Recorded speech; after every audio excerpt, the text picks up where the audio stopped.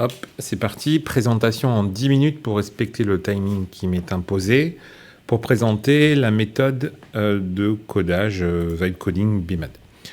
Donc BIMAD, en réalité, c'est une méthode agile de développement assisté par IA, qui est créée par Brian Madison, qui s'apparente plutôt dans les variations autour du thème du développement par l'IA, entre le Vibe Coding, le développement assisté par l'IA, le développement agentique.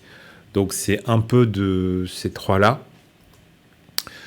Selon moi, ça réunit le meilleur des deux mondes du vibe coding, c'est-à-dire du codage qui va vite, qui est assisté par IA. Donc, on avance vite tout en ayant la rigueur et la méthodologie d'une méthode éprouvée qu'on détaillera un petit peu après. Donc, ça reste une méthode agile qui s'appuie sur la méthode Scrum.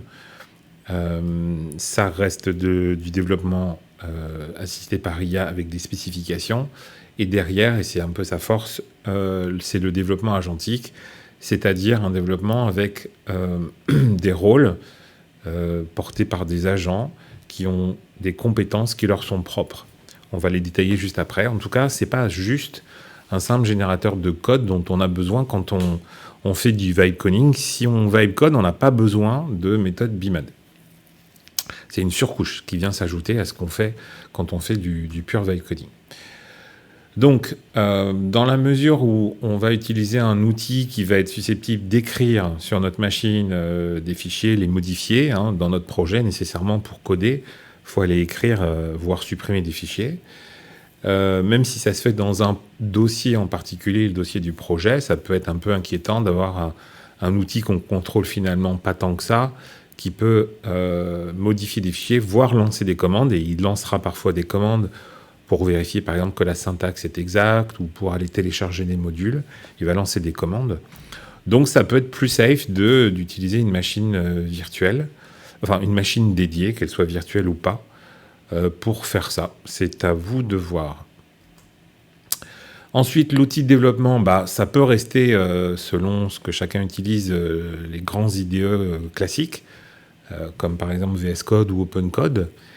Ça peut être les outils en ligne de commande CLI, Claude, Gemini ou Codex. Ça peut être un mélange des deux. Moi, à titre perso, j'ai installé Claude Code CLI dans mon VS Code. Et donc, j'utilise les deux au même endroit. Et donc, une fois qu'on a nos outils, il faut quand même relier ça à une IA. Parce qu'il faut un cerveau. Et il ne faut pas oublier que ce cerveau, quand il tourne, il consomme de l'énergie, donc de l'argent. Donc, soit c'est un modèle installé en local, mais on ne sera pas au même niveau de qualité que les modèles frontières qui sont évoqués dans le benchmark qui est à l'écran. Mais on aura tous les avantages de la totale confidentialité. Ou bien on utilise un modèle extérieur qui est plus puissant, mais qui a des problèmes de confidentialité. Si vous voulez que votre code reste secret, il ne faut pas utiliser ce genre d'outil.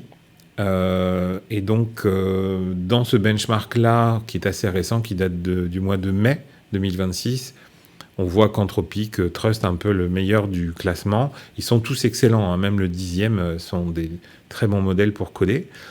Sont tous propriétaires, hormis le 5, GLM de ZAI et Kimika 2.6, qui sont des modèles open source. Bon, il faut des très très grosses machines pour les installer, donc c'est pas possible d'installer ça sur sa machine. C'est pas ça qui fera qu'on peut. C'est pas parce que c'est open source qu'on peut installer sur sa machine aussi facilement.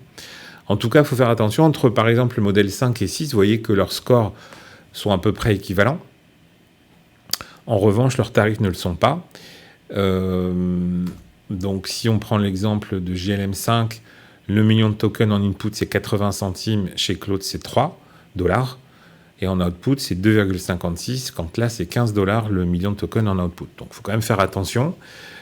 Si on est dans une connexion de l'IA en consommation, en paiement à la consommation par API, par opposition à la connexion par un abonnement.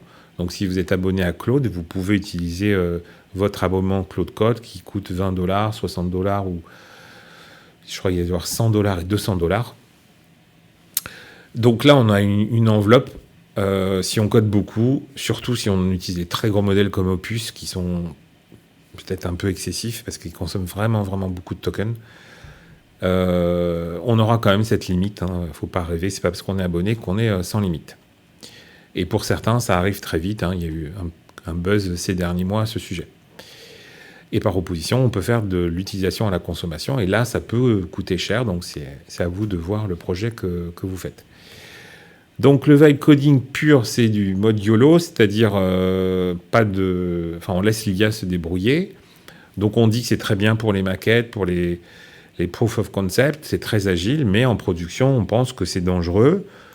Et je suis plutôt d'accord avec ça. Donc, si je prends l'exemple de ce petit site que j'avais fait concevoir par une IA en vibe coding, il y a de l'authentification, il y a un back-end pour créer des articles, et puis il y a un front-end pour les usagers, c'est un site web. Donc ça avait été très rapide et très facile à coder avec du vibe coding. En revanche, une revue de code montre 12 failles de sécurité sur ce code-là. Pour autant, je ne pense pas qu'il faille jeter le bébé avec l'eau du bain, puisqu'une IA, si elle est capable de détecter des failles de sécurité, elle est capable de les corriger aussi.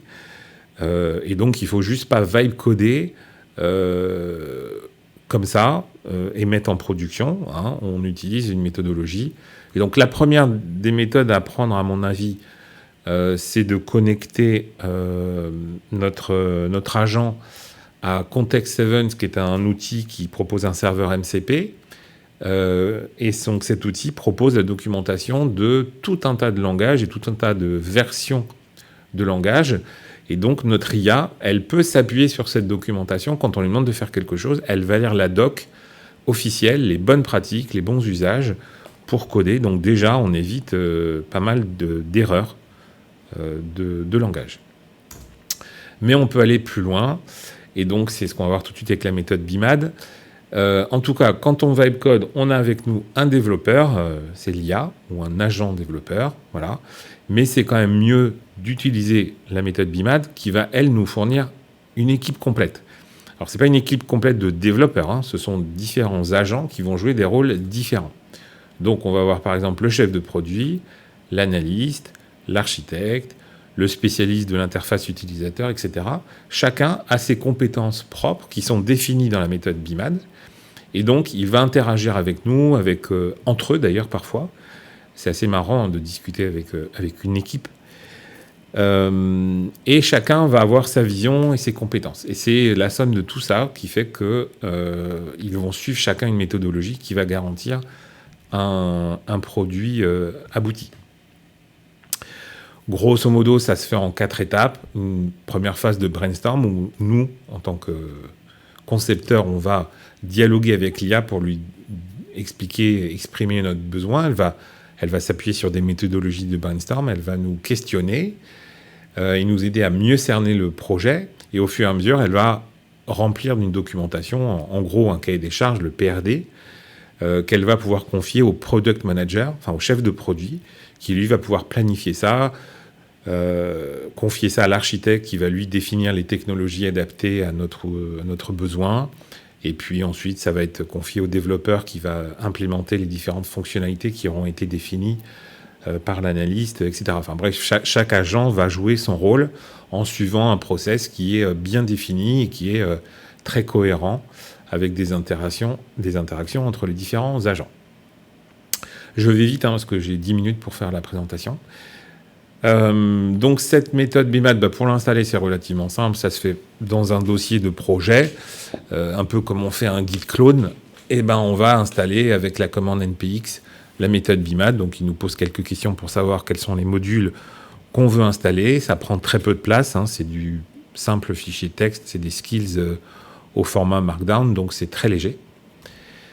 Et puis donc ensuite on va pouvoir travailler avec lui. Donc moi je vois quand même 3 grands modes d'usage. Le mode gros projet, donc ça c'est ce que j'ai défini tout à l'heure avec toutes les étapes. Donc c'est assez impressionnant de voir la quantité de documentation que chacun produit, très spécifique, très très normée. On peut travailler avec lui pendant plus d'1 heure sans qu'il y ait une ligne de code qui a été produite, mais beaucoup de documentation. Mais ensuite, ça va relativement vite quand on fait appel aux développeurs et au code review. On peut aussi avoir un mode, donc si je reviens tout en haut, le mode YOLO, le mode solo dev, où là, quand on a des petites fonctionnalités à implémenter, on peut faire appel juste aux développeurs pour aller très vite sur ce qu'on veut faire. Pas besoin de sortir l'artillerie lourde. Ça n'empêche pas qu'il garde ses méthodologies de travail et sa rigueur à lui. Simplement, il ne va pas s'appuyer sur toute la méthodologie qu'on a vue. Et il y a un entre-deux où on peut demander à l'analyste d'écouter ce qu'on veut rajouter, par exemple, comme fonctionnalité. Elle va faire des quick specifications et les écrire. Et ensuite, passer la main au développeur qui, lui, va faire son boulot. Avec à chaque fois, tout le temps d'ailleurs, la possibilité de faire ce qu'ils appellent le party mode, c'est-à-dire une discussion collective avec les différents agents pour voir s'ils sont d'accord entre eux. Et voilà. Donc voilà, fin de la présentation de la méthode BIMAD en rapide.